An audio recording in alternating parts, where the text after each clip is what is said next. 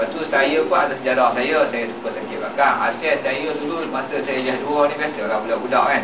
Biasa kan manjat pokok mutai. Saya jatuh pokok mutai kat rumah pakcik saya. Saya punya tulang belakang ni habis. Kalau ikut di X-ray dengan scan, saya punya katam yang keempat tu boleh lari. Bila kata orang kata nak rupuk sikit je, memang sakit belakang tu. Mak saya pun tahu saya punya sejarah di mana. Mana orang tu ni ada tahu. Memang saya buat. So bila saya cuba makan susu ni, pada permulaan tu kalau naik kereta tak ada usah aircon. Sebab apa? Bila saya buang angin, orang kata bau betul kereta tu memang tak tahan.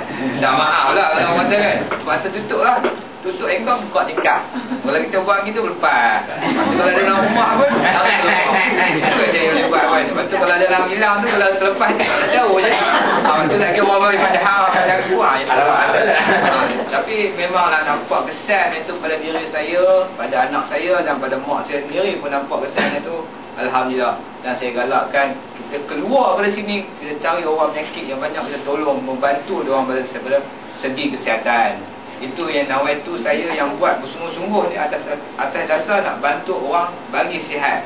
Sebab pun dalam Malaysia ni pun orang kata kalau ikut baca sana baca sini, penyakit apa, kecil manis, darah tinggi, lepas tu jantung, itu yang penyakit utama dalam Malaysia ni, kanser.